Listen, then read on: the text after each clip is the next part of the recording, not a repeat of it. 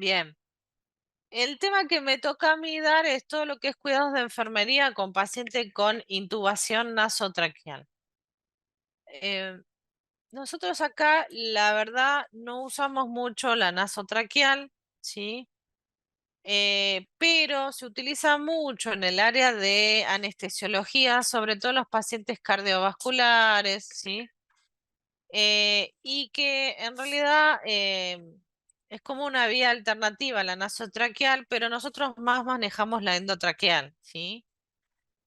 Bueno, la intubación endotraqueal es un procedimiento muy frecuente en lo que utilizamos la neonatología en la atención de los recién nacidos.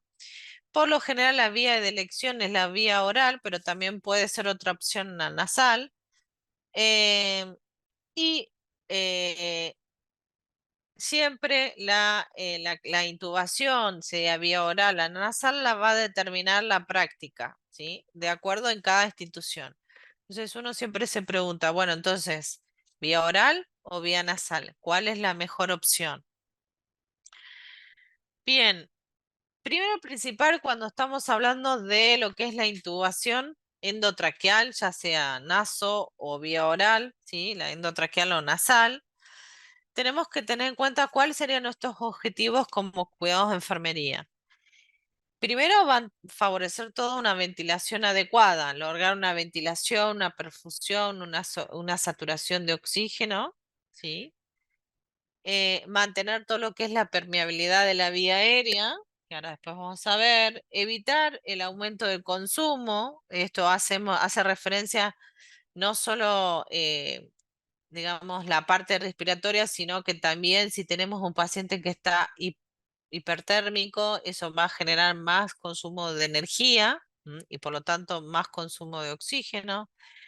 Y obviamente que prevenir todo tipo de complicaciones que estén relacionadas con estos cuidados específicos de enfermería en los recién nacidos que estén en asistencia respiratoria mecánica. Bien. Bueno, entonces la atelectasia por extubación puede ser más frecuente después de una intubación nasal. Estas son como qué diferencia o qué cosas hacen que usemos más la vía nasal que la oral o endotraqueal, que es más frecuente la atelectasia, sobre todo en la intubación nasal. La tasa de fracaso de intubación por vía nasal suele ser mucho mayor, muchas veces porque, ¿qué tiene que ver? Por la narina, el tamaño de la narina del neonato suele ser muy pequeña y la fijación es más difícil que la endotraqueal, que ahora vamos a ver. Todo lo que es con que la vía nasal es mucho más propense a que se extube rápidamente el paciente. em, y que con respecto a, por ejemplo, el bloqueo del tubo, la reintubación después de la extubación, la presencia de infecciones o el traumatismo a nivel ya sea nasal o el surco palatino, tanto si es por vía endotraqueal o nasal, muchas diferencias no tuvo, ¿sí? Sí, esto es lo que le puse, es que mucho lo que es la parte de anestesio usan mucho más que nada en pacientes cardiovasculares que van a ser sometidos a cirugías, usan y les gusta mucho lo que es la intubación nasal. Por eso que la mayor parte de los estudios hoy en lo que es acá la intubación nasotraqueal se encuentra más que nada en el uso y la utilización en pacientes pediátricos más que en pacientes neonatales. Siendo todo esto, perdón, siendo todo esto, independientemente, digamos, de la vía de intubación, ya sea nasal o oro, uno tiene que tener en cuenta varias cuestiones, ¿sí? Uno, el patrón respiratorio. Dos, el tubo endotraqueal, ¿sí? Tres, la humidificación. Cuatro, lo que es aspiración. Y cinco, estado ácido base.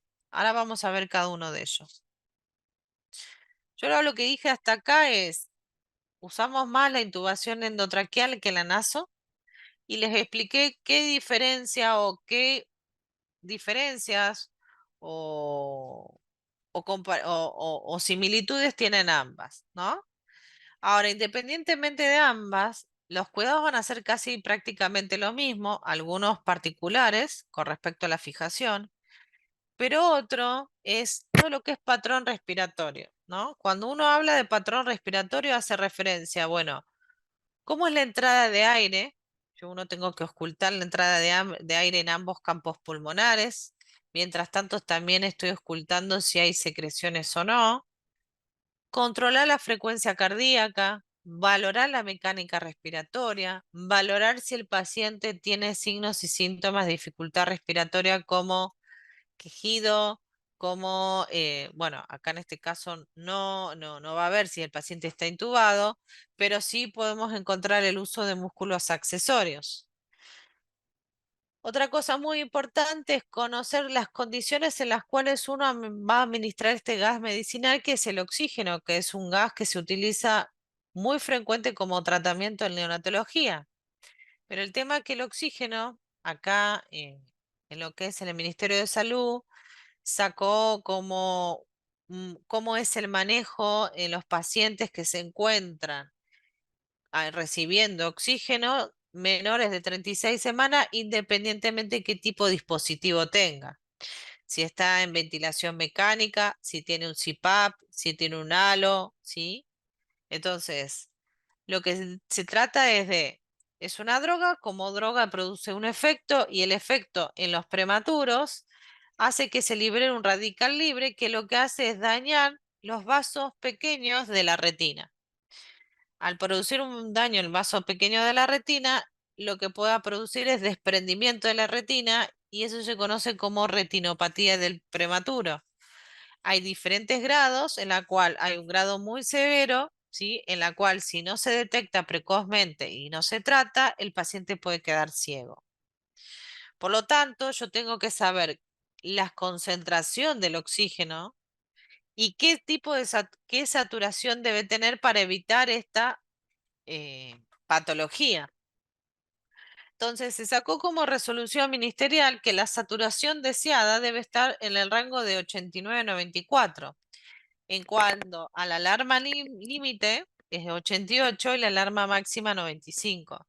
¿Qué quiere decir? Que cuando el paciente está rondando en estos límites, uno debería ir y aumentar la FiO2 de mi paciente. Y lo otro a la inversa, bajarla. ¿Qué otro? Que el oxígeno debe estar calentado, humidificado y mezclado. Esto quiere decir que el oxígeno no se administra puro, ustedes también deben hacer lo mismo, debe estar mezclado con aire. Y por lo tanto yo tengo que saber bien cuál es la concentración y monitorizarlo con el saturómetro, con el oxímetro de pulso para ver esto de la saturación. Otra cosa muy importante, como les dije anteriormente, por lo general la intubación nasal se utilizan unos tubos por ahí un poco más pequeños, ¿sí? Por la vía, ¿sí? Y algunas veces se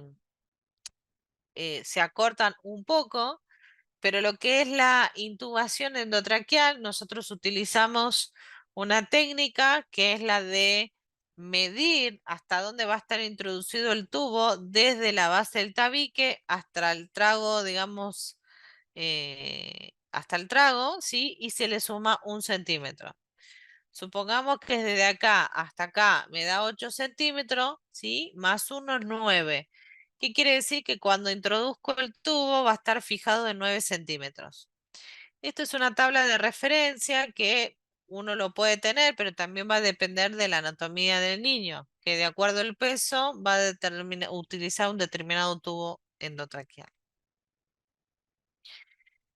Otra cosa es muy importante es con respecto al tubo en sí, ¿no? Y acá vamos a ver dos cosas. Primero y principal, ¿cómo es la fijación del tubo endotraqueal de una naso?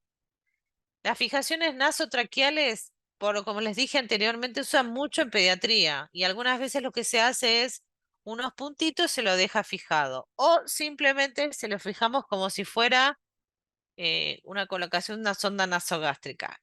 Pero como les dije anteriormente, tiene muchas limitaciones la intubación nasotraqueal, ¿sí?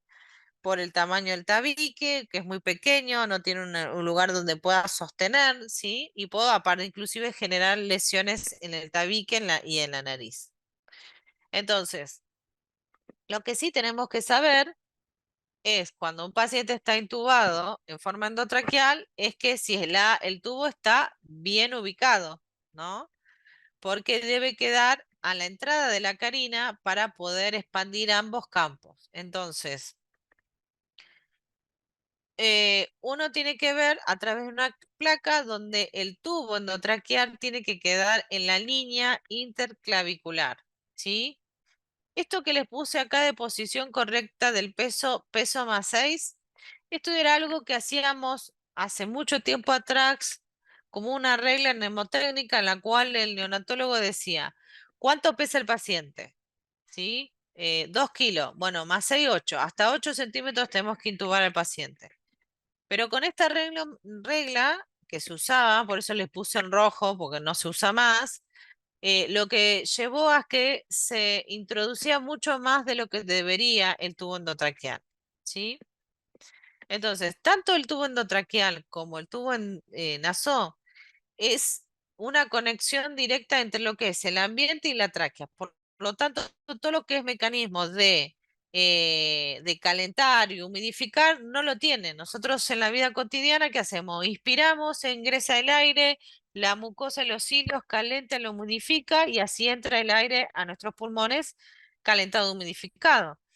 ¿Sí? No entra frío. ¿M? Sino, imagínense ustedes cuando, y eso es, bueno, no les voy a adelantar, pero ahora lo vamos a ver, es muy importante que el gas esté calentado y cómo lo vamos a calentar. Y siempre verificar con una placa radiográfica dónde está el tubo. Acá en nuestro servicio lo que hacemos es efectuar un tubo conector, ¿sí? Creo que ayer les dije muchas veces el tubo endotraqueal, si es muy largo desde la salida hasta la bifurcación donde va las tubuladoras de respiración, es muy largo, sobre todo en los prematuros, lo que hacen algunos neonatólogos es cortar el tubo. No hay ninguna evidencia. Esto es de cortar tubo o no cortar tubo, no hay ninguna evidencia científica de que se pierde mucho espacio muerto, nada, es, ¿cómo les puedo decir? Le decimos mañas acá, pero son como según lo que le guste al neonatólogo, ¿sí? Pero en algunos servicios lo que confeccionamos es un tutor, es con una guía BT63 que se parte en el medio, se abre y envuelve el tubo. Tampoco no es algo generalizado, ¿no? Muchos servicios no usan el tutor y no pasa nada. Quien los usa es porque para evitar que el tubo endotraqueal se acode, ¿sí? Pero esto tiene que ver con cuidados propios de enfermería. Entonces, la fijación del tubo endotraqueal, ¿sí? Hay muchos. Ustedes después me van a decir cómo hacen las fijaciones, pero hay diferentes formas de fijar el tubo endotraqueal. Hacemos con Tensioplast, o sea, previamente le colocamos el Duoder, ¿sí? Y luego utilizamos el Tensioplast, en la cual en el medio lo que hacemos es, a ver si este video va y yo les voy explicando, ¿sí? Lo que colocamos es un Tensioplast, ¿sí? Cortamos y lo ponemos en una plancha Duoder y luego hacemos la fijación directamente en la cual yo voy adelantando un poquito, ¿sí? Porque si no es muy largo, después ustedes lo van a ver tranquilos. Eh, Cortamos un pedacito, ¿m? Siempre generalmente la recepción y en la urgencia tenemos varias fijaciones para grande y después las vamos adecuando al paciente. Bueno, lo vamos cortando. Ah, acá me pasé un poquito. Después ustedes me dicen a ver si ustedes hacen lo mismo que nosotros. Y después, esto es puramente manualidades. Lo que hacemos es agarrar un hilo, vieron los hilos de la sutura, lo pasamos por una aguja, como si vamos a coser algo, lo pasamos por una aguja, obviamente, ¿sí? La aguja lo que hace es pasa de un lado, después la unimos. En este caso no, dejamos pasar, ¿sí? estiramos un poquito y lo que vamos a hacer ahora, agarrar esa cinta, esa fijación que hicimos, donde le pusimos duoder y después tensioplast, y en el medio vamos a atravesar para que pase este hilo que va a ser la fijación y es la que va a envolver el tubo endotraqueal. ¿Sí? No vamos a pasar toda la aguja, vamos a pasar solamente uno, que esto me va a permitir que el hilo atraviese y después la vamos a retirar. Lo que hacemos posteriormente es, como es eso yo le tengo que hacer un nudo porque si no estaría como bailando. Entonces yo lo que hago es un nudo, a ver si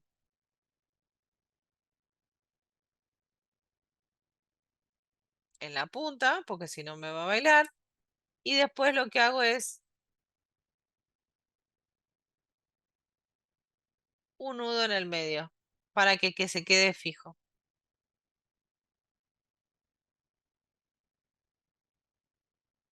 ¿Ven? Esto va a ir directamente en la narina del paciente. Lo más importante es que yo tengo que hacer como una pancita para que, para evitar daño en la entrada de las narinas. ¿Sí?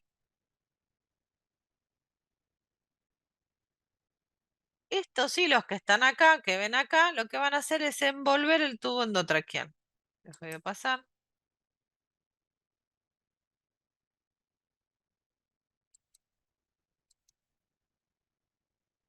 Ah, me adelanté. ¿Mm? Bien, yo ya lo pegué. Lo que voy a hacer es agarrar la base del tubo y voy a hacer los nudos. Es muy importante que nosotros cuando agarremos el tubo no lo agarremos muy por arriba porque lo que va a hacer es jugar y se me va a ir desplazando el tubo entraqueal. Entonces, directamente lo agarramos bien de la base, dejamos que la marca que se ve afuera nos esté indicando el número hasta dónde está introducido el tubo y listo. ¿Sí? Lo que hacemos posteriormente, a ver si se ve ahí, ¿ven? ¿Sí? Lo que hice es un nudo bien agarrado de la base, si lo agarro muy por arriba va a quedar suelto. Y dejo, bueno, en este caso no tenían la mayoría de los tubos endotraqueales tienen las rayitas con las fijaciones, con los números correspondientes y algunos directamente saltan como del 8 al 12. ¿Sí? No es lo ideal, sino lo ideal que sea centímetro por centímetro. Posteriormente a ese, lo que hacemos es, en algunas instituciones, lo que hacen es colocar una, una fijación como una H, como si fuera para la sonda, ¿sí? Para como proteger, ¿m?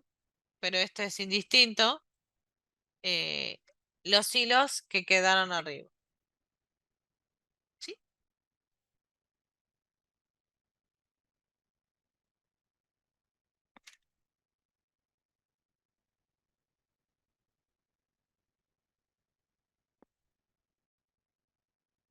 Bien.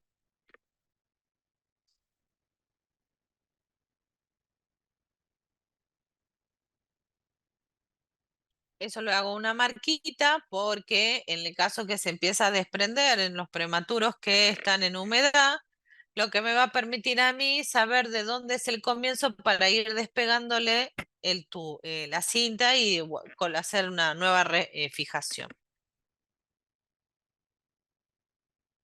Bien, esto es lo que les decía, algunos lo que utilizan es un duoder y después arriba le ponen duoder y no utilizan el tensioplast con los hilos, eso es indistinto.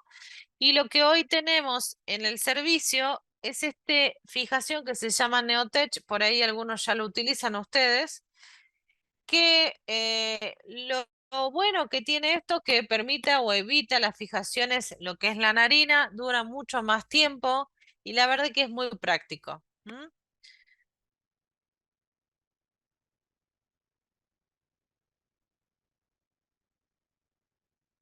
Bueno, ¿cómo se utiliza este? Bueno, lo ideal, esta es una práctica con un muñeco y la fijación no es la acorde, ¿sí? Estos tubos o estas fijaciones vienen con una cinta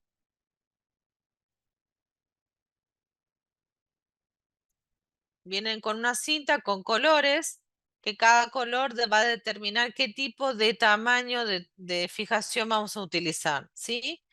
Ven acá, lo que hacemos es la medición, ¿m? Previamente desde lo que es la narina, o sea, justo en la bifurcación, digamos, entre la separación entre una narina y el otro, hasta el lobo de la oreja.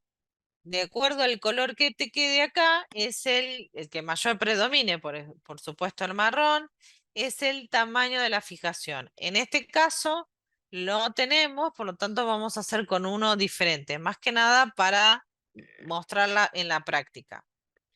Una vez utilizado, lo que hacemos es secar bien todo lo que es la parte, digamos, de la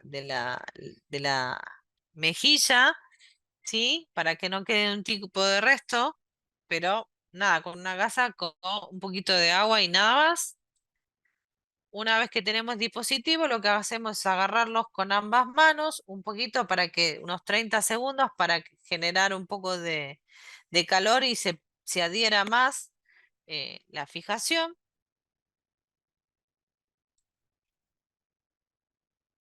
Y luego lo que hacemos es fijarlo un lado al otro. Esto debería quedar en el medio. Y luego directamente lo que hacemos es adherir el tubo endotraqueal justo en esta varilla que sería como la fijación del tubo. ¿M?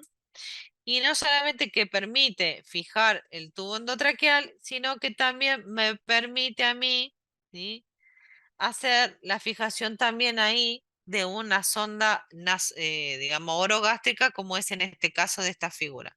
Ven acá, se fija con una cinta, agarramos y sostenemos la fijación del tubo y vean que por acá hay como una liñita con una tirita más chica donde está pasando la sonda orogástrica. ¿Sí?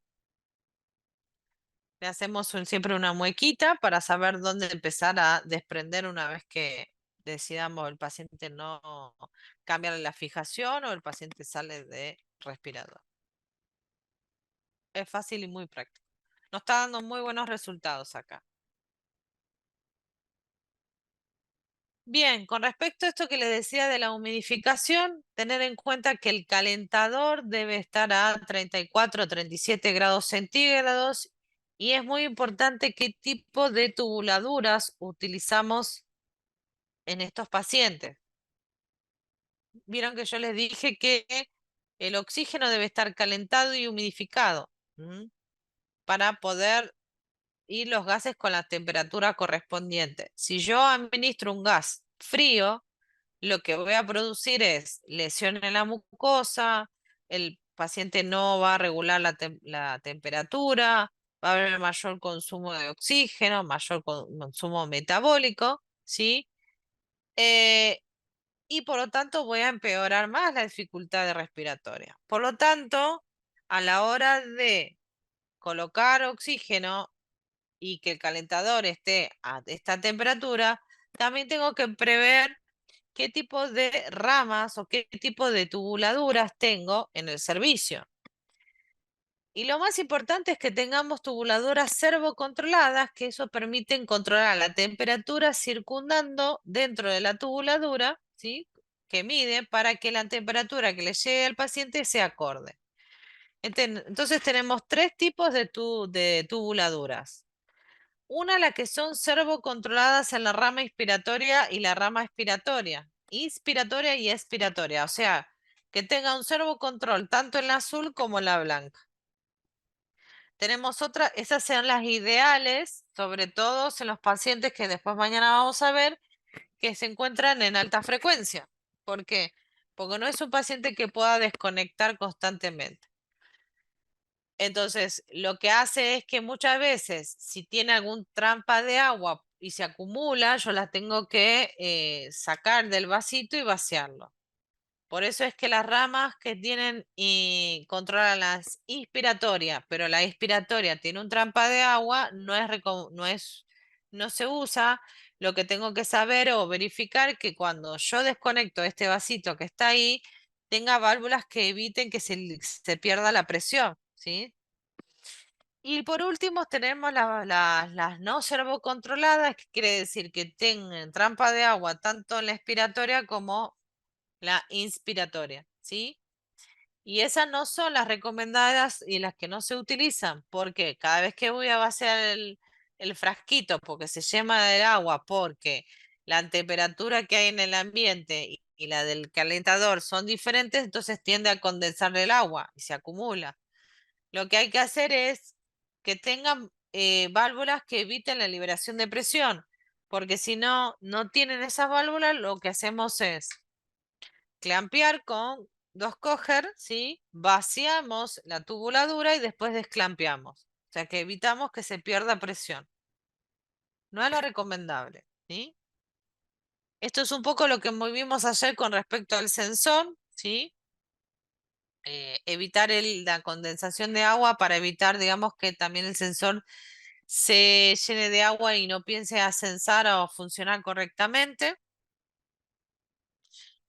Eh, y esto de la aspiración de las secreciones, que no debe utilizarse como una forma de rutina, sino que se evalúa según la necesidad del paciente, porque cada vez que aspiro el paciente puedo generar, digamos, complicaciones como, primero, si yo introduzco además la sonda de aspiración o un reflejo vagal, hay daño en la mucosa, perdón, daño en la carina, mayor aumento de la CO2, porque cuando hago una aspiración estoy estimulando al bronquio para que ese bronco se cierre más.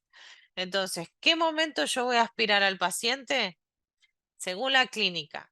Si el paciente desciende de saturación, si yo veo que al ocultar tiene secreciones, si cuando veo hago un estado ácido base hay retención de oxígeno. Obviamente, si veo secreciones visibles en el tubo endotraqueal y esto de que hay cambios en el estado ácido base. En el caso que mi paciente recibió surfactante, no hay que aspirarlo por lo menos hasta 6 horas después hasta 6 horas, ¿sí? Una vez administrado surfactante, esperar 6 horas para administrar, ¿sí? Por lo general, ¿cómo aspiramos a un paciente? Tenemos dos tipos de modos. El circuito cerrado,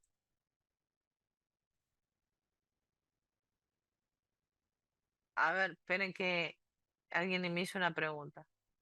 Cómo podría repetir cómo eliminar el agua de los corrugados? A ver, te muestro voy para atrás. Primero y principal, para evitar que se condense el agua, lo que tenemos que ver qué tipo de tubuladuras tenemos en el servicio. Segundo, que el calentador esté a esta temperatura. Y tercero, la temperatura ambiente de la unidad. Porque muchas veces la unidad está sobrecalentada y obviamente el calentador, por diferencia de temperatura, no el calentador, sino la tubuladura, por diferencia de temperatura, se empieza a llenar de agua, sobre todo las que no tienen servo controladas. Si las dos ramas están servocontroladas, no debería quedar eh, contenido de agua. Ahora, si en el caso de que en una de ellas no está servocontrolada y tiene una trampa de agua, tenemos que chequear que cuando usamos ese tipo de tubuladuras, en este vasito, no sé si se ve acá, en esta bifurcación, tengo una válvula que no permite la liberación de la presión en la cual está manejando mi paciente en el respirador. ¿Sí? Y si en el caso que no tengo controladas ninguna de las dos ramas y tengo trampa de agua y justo esa tubuladura no tiene válvula, es decir, que cuando yo desconecto el vasito, ¿sí? Y veo que empieza a bajar la presión, lo que hago previamente es utilizar dos coger, ¿sí? O sea, dos coger, coloco uno a un lado y otra del otro y recién ahí saco el vasito y descarto el agua. No sé si eso pude responder a la pregunta.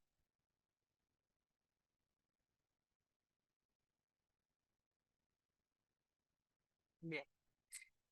¿Cómo aspiramos al paciente? Les dije, dos tipos de circuito, el circuito cerrado, ahí está, y el circuito abierto. El circuito cerrado es por sistema de inspiración ¿sí?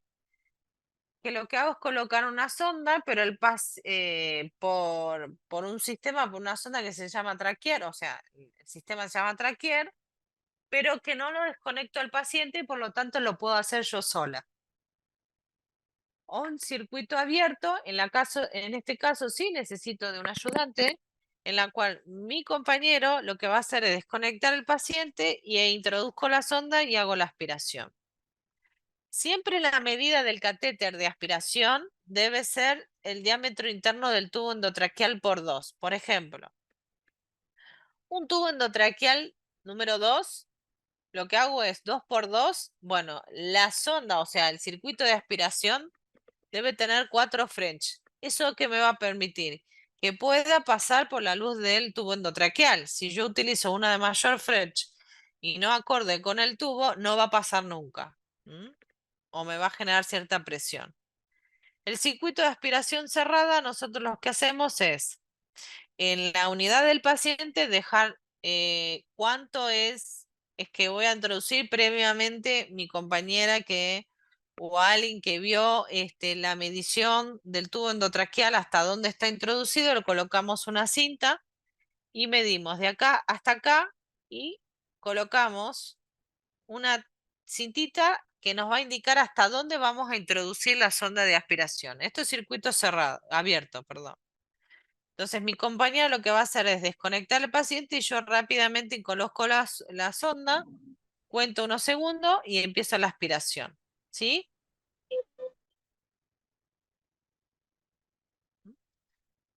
¿Qué pasa cuando eso sería como el circuito abierto, ¿no?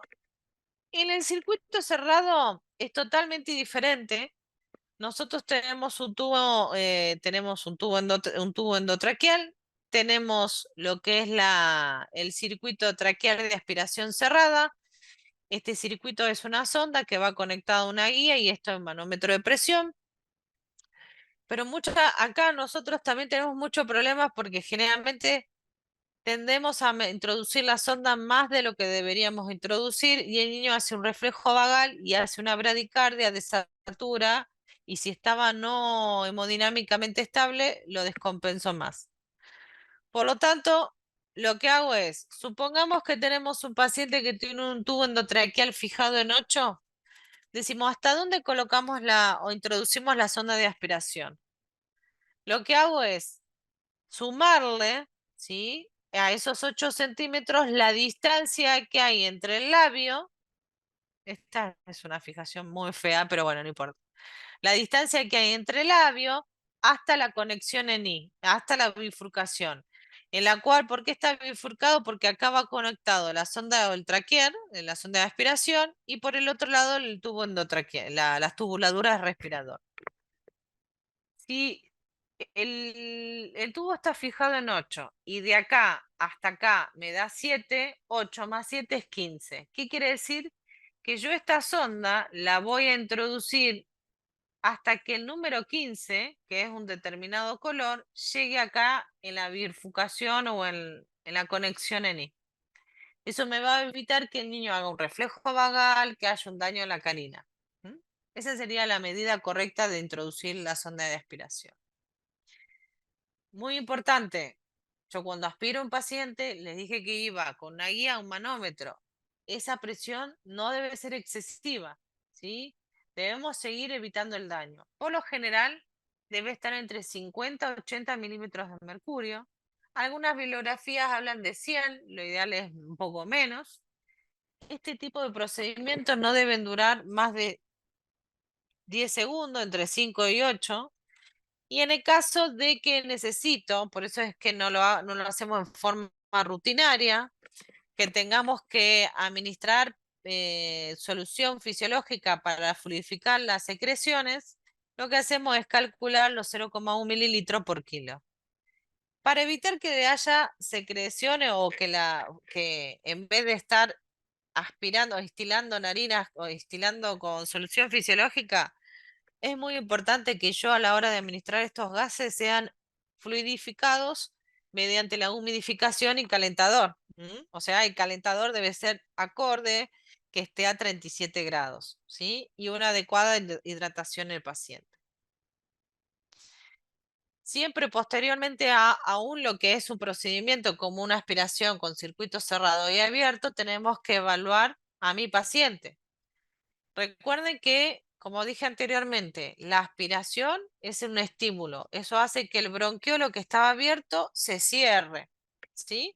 Por eso es que generalmente después de hacer una aspiración, independientemente con cualquier tipo, cerrado o abierto, si se le quiere realizar algún tipo de gas, hay que esperar por lo menos 20 minutos. ¿Por qué? Si yo le aspiro al paciente y le saco un gas, la CO2 me va a dar alterada y no quiere decir que el paciente, la terapéutica no es la correcta, sino que en el momento de hacer la técnica de aspiración el bronquiolo se cerró y hay que esperar un tiempito para que se vuelva al bien, ¿sí?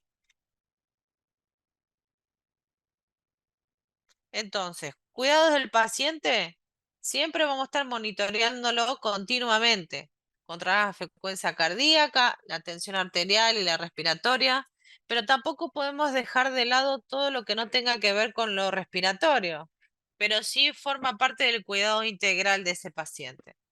El cuidado de la piel, determinar qué tipo de fijación vamos a usar, si vamos a contención plus. Acuérdense que nada podemos colocarlo directamente sobre la piel de prematuro, por lo tanto colocar un hidrocoloide, ¿sí? Como es el Duoder, es una marca. Todo lo que tenga que ver con lo de que es neurodesarrollo, ¿sí? Todos estímulos que puedan interferir, ¿sí? A ese cerebro en desarrollo. Infectológicos sí, porque estos pacientes van a estar, si están intubados, seguramente van a estar con un acceso venoso. Uno tiene que tener los cuidados necesarios con respecto al mantenimiento y el manipuleo, digamos, aséptico o séptico, sí, de algunos catéteres. Y también esto de la seguridad del paciente. Ahora les voy a mostrar. Todo tiene que estar también centrado en lo que es el cuidado del centrado en la familia, que también es parte del neurodesarrollo, que hacer incorporar a a los familiares en el cuidado. ¿Por qué estoy yendo para atrás? Ah, mire, estoy repitiendo de vuelta. Bien, esto es lo que les voy a mostrar ahora, ¿sí? Es la técnica de un circuito cerrado, ¿sí? Que les dije esto de la medición. A ver si tengo que compartir sonido, sí. Que una compañera mía hizo en el servicio en un paciente que estaba ventilado y que se le va a hacer la aspiración con circuito cerrado.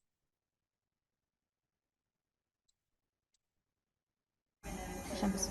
Bueno, el procedimiento que vamos a realizar es una aspiración de secreciones por tubo endotraqueal. Eh, este tubo es un tubo número 3, fijado en 8,5 y tengo un circuito de aspiración cerrado de 5 French. Lo que voy a hacer es medir desde la comisura del labio hasta la bifurcación del tubo. Son 9 centímetros. 9 centímetros más 8,5 serían 17,5. Así que ahora voy a pasar a realizar una aspiración. 17,5 sería el color violeta, más o menos, entre el verde y el violeta. Voy a instilar un poco de solución fisiológica.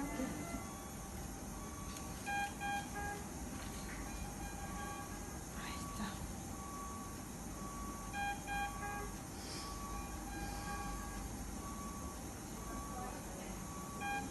0,2 mililitros y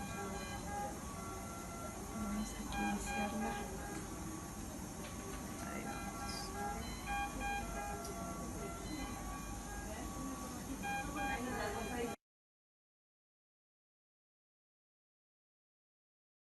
Ya empezó. Bueno, voy a instilar un poco de solución. Ahí está.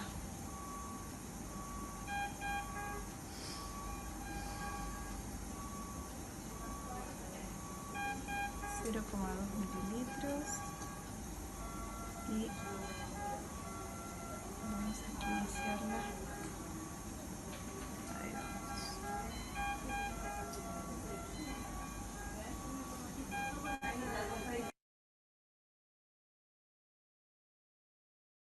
Bueno, no sé si lo vieron ahí, pero lo que estaba haciendo mi compañera, se ve que ahí se cortó el video, hizo la medición del tubo.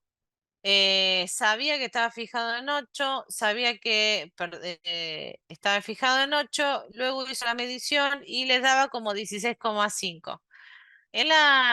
Se fijó en el tracker y miró que esos 16,5 estaría entre 15 y 17, por lo tanto previamente hizo instilación con harinas porque ocultó anteriormente y tenía secreciones y le hizo 0,2 porque era 0,1 por kilo. Hizo kinesio y luego lo que hace es aspirar y permitir que lo que es 15, 16 llegue hasta la bifurcación como hice anteriormente.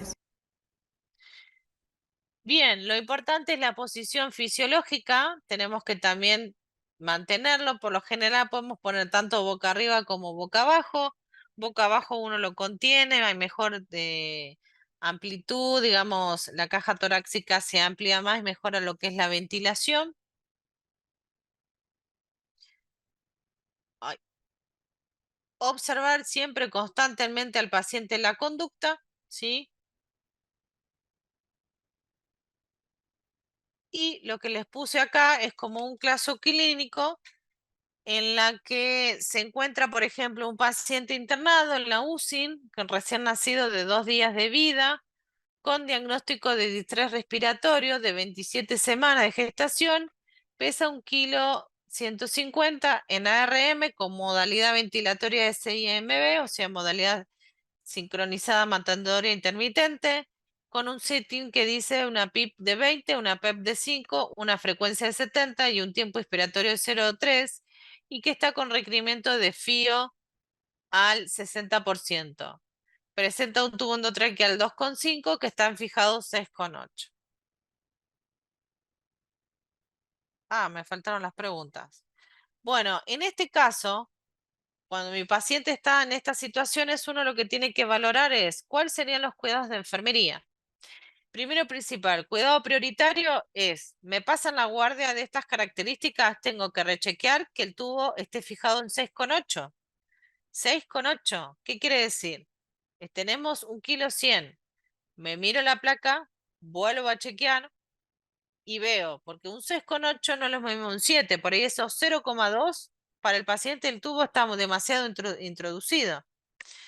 Fijación, cómo está la piel, cómo es la entrada de aire, por lo tanto estoy valorando el patrón respiratorio, cuál es el último estado ácido-base. Bueno, en este caso puedo ver el setting, ¿sí? Ver la placa, ¿sí? Y todo lo que tiene que ver, bueno, con el monitoreo continuo, ¿no? El multiparamétrico, ¿sí? Para valorar la frecuencia cardíaca respiratoria, la saturación de oxígeno, tener en cuenta que estén los límites de alarma para evitar la retinopatía. Si este paciente está seguramente con algún plan, con una nutrición parenteral, por lo tanto, los cuidados previos importantes en lo que es el acceso vasculares. Y los accesos vasculares y todo lo que tenga que ver con la parte infectológica y también lo que tiene que ver con la parte de, digamos, neurodesarrollo, perdón, neurodesarrollo y el cuidado centrado en la familia. Cosa muy importante. Esto de la calentamiento y la humidificación, hay que checar. Yo he recibido guardias con pacientes donde el calentador estaba a 38 grados. Imagínense ustedes, ¿sí? Que le estuviera soplando calor fuerte directamente en las narinas, ¿sí? Esto lo que hace es que se irrite toda la narina, se lesione. Entonces, ni fríos calientes, ni frío, ni, perdón, ni gases muy fríos, ni gases muy calientes. ¿De acuerdo? Y por el otro lado, también esto va a impactar en temperatura, por lo tanto, este paciente va a estar con un servocontrol donde voy a estar controlando la temperatura constantemente.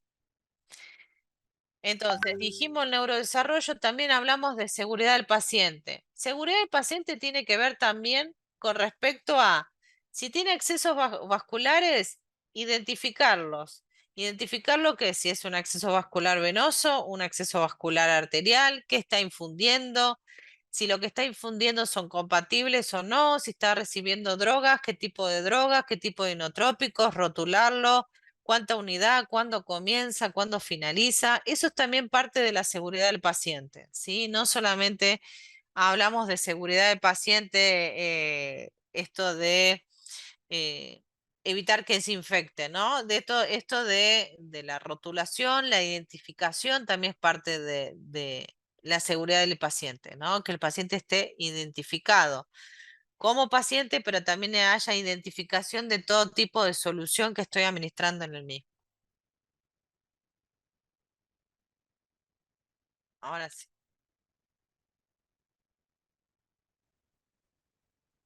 Pueden hacer sus preguntas los participantes. La licenciada María Santini está dispuesta para poder ayudarles. Pueden escribirlo por el chat o si no es fácil, también por el audio pueden decir las preguntas. Sí, sobre todo a mí me gustaría saber cómo hacen las fijaciones ustedes en los servicios, porque por ahí es muy parecida a la nuestra o totalmente diferente. Bueno, Bueno, licenciada María, para comentarle un poco, nosotros, bueno, al menos en el servicio, hacemos la fijación solo con Tensoplast. Obviamente para eso utilizamos lo que es el cábilo primero para proteger la piel del bebé. Ujú. Y sí, solo con el Tensoplast y tenemos una forma de, de recortar ese Tensoplast. Voy a activar mi cámara más o menos para que vean. No, no tengo acá Tensoplast a la mano porque estoy obviamente en mi casa, pero lo he hecho en una forma del papel, lo he cortado. Listo. No sé si me puede ver ahí. Sí, sí, Ya bueno, más o menos le damos esta forma al Tensoplast, ¿no? exacto. Este, cortamos como una H, Ujú. obviamente esto le hacemos esta abertura o para darle forma en el septo, ¿no? Que vaya sobre el septo. Y bueno, pues esto de acá lo dejamos más largo para que, bueno, más o menos así, acá te va el muñeco al lado, para que más o menos esto Sí, pegue ahí. envuelve al tubo. Sí, Ah, y el otro, esto de acá envuelve el tubo y directamente lo colocamos. No, acá eso. también en algunos servicios se hacen así también, ¿eh? mm, Y bueno, eso es lo que utilizamos acá. Ujú. Está bien. O sea, cualquier tipo de fijación siempre y que cuando en los servicios puedan evaluar que hayan no accidentes de extubación, que no hayan lesiones. Si está todo protocolizado y normatizado en el servicio y da buenos resultados, está bien. Nosotros ahora con el Neotec ese que es una fijación, nos está dando resultados muchos de los servicios de acá. Son muy buenos. Lo que pasa es que también sabemos que en una urgencia no vamos a estar haciendo esta fija, no vamos a usar esta fijación ya comercial. Fijamos la urgencia con lo que tengamos porque es una urgencia y la vía aérea es la prioritaria. Pero la verdad que cualquier fijación que no reporte que haya incidentes de extubación y que no haya mucha lesión en la piel es correcta, o sea, es acorde. Gracias, Blanca. A usted. ¿O se entendió? No quieren hacerme muchas. creo Conmigo no me hacen muchas preguntas. que he entendido todo entonces, licenciada, porque creo que ya no hay ninguna otra pregunta. Todo está claro, entendido. Creo, ¿no? Así parece, licenciada María. Licenciada María, así es. Bueno, al menos con respecto a mí, sí se ha he entendido muy bien lo que es su ponencia y agradecerle pues también porque obviamente eso del Neotec acá es algo prácticamente nuevo, al menos yo no lo he visto ¿Mm? y bueno, es algo de que como usted dice, es muy práctico, es más seguro, y será cuestión de implementarlo en cada una de nuestras unidades, ¿no? Sí, acá nosotros lo estamos implementando mucho, sobre todo en los prematuros que están por mucho tiempo en respirador, nos está dando mucho resultado, ¿sí? Porque lo que hacen las otras fijaciones, independientemente, si el paciente encima está con humedad, si el microclima con humedades muy altas, tienden a despegarse y hay que refijar nuevamente. Entonces, es más, en algunos servicios nos han dicho que hasta duraron como 30 días. La verdad, nosotros no lo usamos tanto tiempo, pero por ahí, no sé, 15 días duran esas fijaciones, que no sería como lo mismo como la fijación convencional o la casera que armamos. Por ahí 20 días sería más que nada un paciente pediátrico, pero 15 días hasta pueden durar. Claro, porque como usted dice, bueno, con estas fijaciones acá, pues a veces a los 3 días o a los 2 días ya Mm, se están, o ya se movió el tubo, ya se claro, extubaron, ¿no? exacto. Y bueno, acá lo que hacemos es, bueno, las incubadoras traen lo que son los portacoarrugados, ¿no? Ujú, Entonces tratamos de acomodarlo de tal manera que quede fijo, pero no es seguro, ¿no? Mientras menos distancia haya, como usted dice, esa fijación del leote, pues hay una fijación, más precisa. Entonces, mientras menos distancia haya, creo que es mejor, ¿no? ujú. Bueno, Gaby, ¿me quieres hacer una pregunta? Gabriela, ¿qué tal? Te veo ahí que estás. No, no, yo creo que no. Lo que pasa que, bueno, es un tema, o sea, en general son cosas de trabajo cotidiano, ¿no? Las fijaciones del tubo, como comentaba recién una participante, creo que es algo que depende de los materiales, como decías vos, y de ensayo y error, que es lo que da resultado. Uno en general tiene más tendencia, más motivación de innovar o de buscar cosas distintas cuando lo que tiene no le da resultado. Ujú, Eh, o cuando un material que utilizaba con frecuencia deja de tenerlo. ujú, Si no, por ahí son cosas en las que uno no es tan innovador. Diferente con estrategias a utilizar en patologías nuevas que aparecen donde uno se encuentra por ahí desorientado porque no está acostumbrado, porque hay un desafío con algo que se hacía distinto. Entonces ahí uno sale a buscar nuevas herramientas. Pero hay mucho de material mercado dependiente, es una realidad, ¿no? A ellos les pasa como a nosotros. exacto.